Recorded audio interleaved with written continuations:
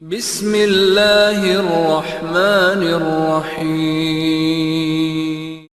7 دین پر چلنے میں مصیبت پر آدمی صبر کرے، صبر کرنے کا مزاج بنائے، جلد بازی نہ ہو، بے صبری نہ ہو، بلکہ مصیبتوں سے نکلنے کے لیے اپنے آپ کو شکایت سے روکے رکھنا اور شریعت کی خلاف ورزی سے روکے رکھنا ضروری ہے، اور انتظار کرنا ضروری ہے۔ آج نہیں تو کل ہوگا، حالات بنیں گے، مسائل حل ہوں گے، صبر آدمی کرے۔ اللہ تعالیٰ نے فرمایا وَلَنَبْلُوَنَّكُمْ بِشَيْءٍ مِّنَ الْخَوْفِ وَالْجُوعِ وَنَقْصٍ مِّنَ الْأَمْوَالِ وَالْأَنفُسِ وَالثَّمَرَاتِ وَبَشِّرِ الصَّابِرِينَ۔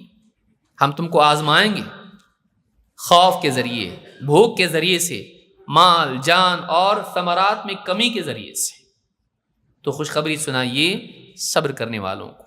معلوم ہوا کہ یہ آزمائش آئے گی، اس میں کامیاب کون ہوں گے؟ صبر کرنے والے۔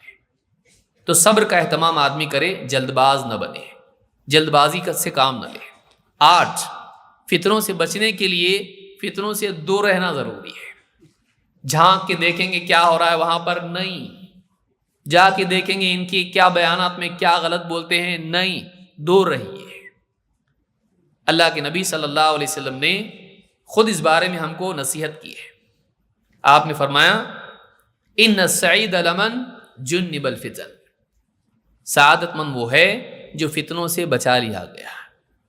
تو معلوم ہے کہ فتنوں سے بچے رہنا یہ بہت بڑی سعادت ہے۔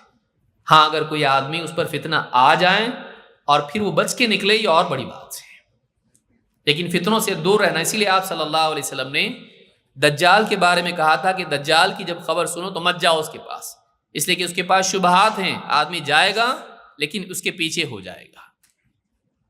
تو ایسے گمراہ لیڈر، گمراہ بولنے والے، ایسے ویب سائٹ، ایسے چینلز دور رہیے۔ جا کے دیکھیں گے تو صحیح کیا بولتے ہیں، مت جائیے۔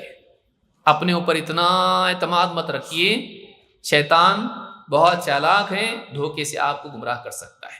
گمراہ لوگوں کی بات مت سنیے۔ 9 امر بالمعروف اور نہی عن المنکر۔ سماج میں بگاڑ بڑھتا بڑھتا چلا جائے، سماج برباد ہو جائے گا، عذاب آئے گا، اور عذاب میں بروں کے ساتھ اچھے بھی برباد ہوں گے۔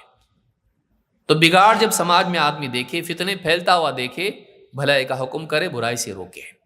اللہ کے نبی صلی اللہ علیہ وسلم نے فرمایا فتنۃ الرجل فی اہلہ ومالہ ونفسہ وولدہ وجارہ، آدمی کے گھر والوں میں، مال میں، اس کی اپنی جان میں، اولاد میں، اس کے پڑوسی میں فتنہ ہوتا ہے، آزمائش، امتحان ہوتا ہے، اور انسان غلطیاں کرتا ہے، لغزشیں اس سے ہوتی ہیں۔ یکفرھا الصیام والصلاۃ والصدقۃ والامر بالمعروف والنہی عن المنکر۔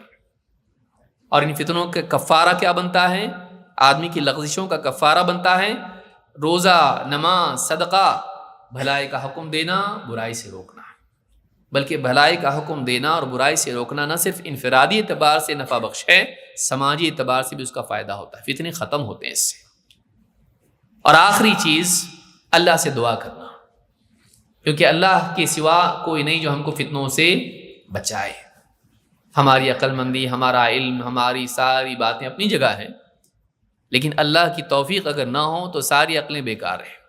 تو اللہ سے دعا کرے۔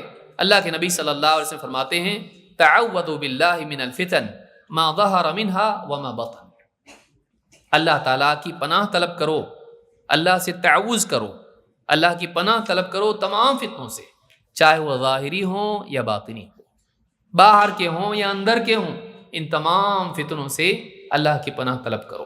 اور بھی بہت ساری دعائیں ہیں لیکن وقت کی گنجائش نہیں ہے۔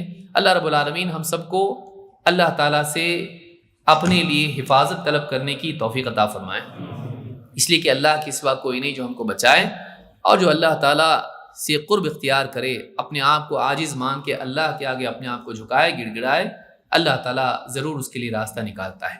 اللہ تعالیٰ ہم سب کے آنے کو قبول فرمائے، اور ہمارے بیٹھنے، کہنے، سننے کو قبول فرمائے، اور ہمیں تمام ہر قسم کے فتنے سے بچائے رکھے، لغزشوں سے، گمراہیوں سے بچائے، اور ان فتنوں میں کامیاب ہو کر آخرت میں اللہ کے ہاں پیش ہونے کی توفیق عطا فرمائے۔ اقول ھذا واستغفر اللہ لی ولکم۔